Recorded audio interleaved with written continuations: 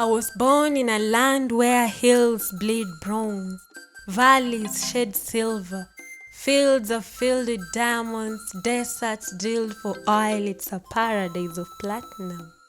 In my land, the ground grows nuts, trees thrill with various kinds of fruits, waterfalls whisper power, winds whirl with energy, yet my people still chase a paper for riches.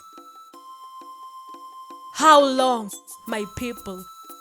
How long will you bend your knees to the west, waiting for the sun of the east to shine upon you and the breeze of the north to bring breath to you while begging for peppers? Listen, our wealth is buried in the ground, that's why we're suffocating. Choking from the fumes of the west, being scorched by the sun of the east, still we freeze in the breeze of the north.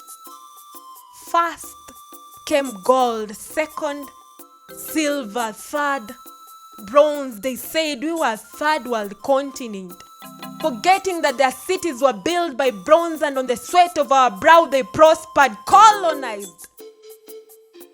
We fought for our freedom. The chains in our hands were broken, but those in our minds only grow stronger by the day. Our identity was robbed from us, our cultures corrupted, virtues eroded. We were left as mere carbon copies of them that shackled our souls. Never being independent in our minds, deeply dependent, bonded by debt, moving from debt to debt, living to beg, begging for peppers. See, they taught us to believe that money was more precious than diamonds. That's why we sold our gold for mere copper coins. It's just a game of the mind. Unfortunately, ours is overturned to overdepend on overseas funds to find refuge for our fallen economy. It's always a cry of help, please, help.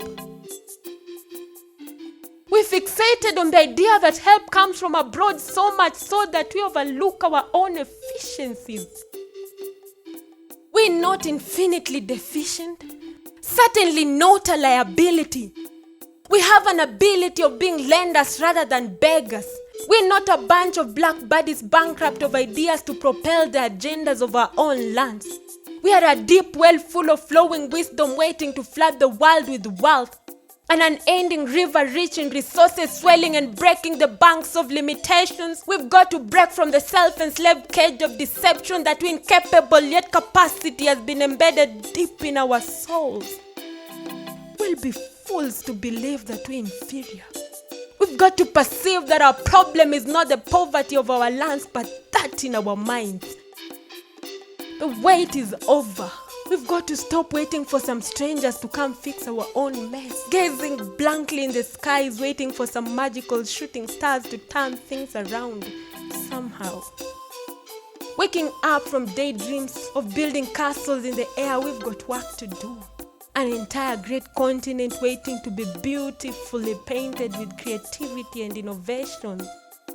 But some renovations have to be made in our minds first before we can call it a revolution.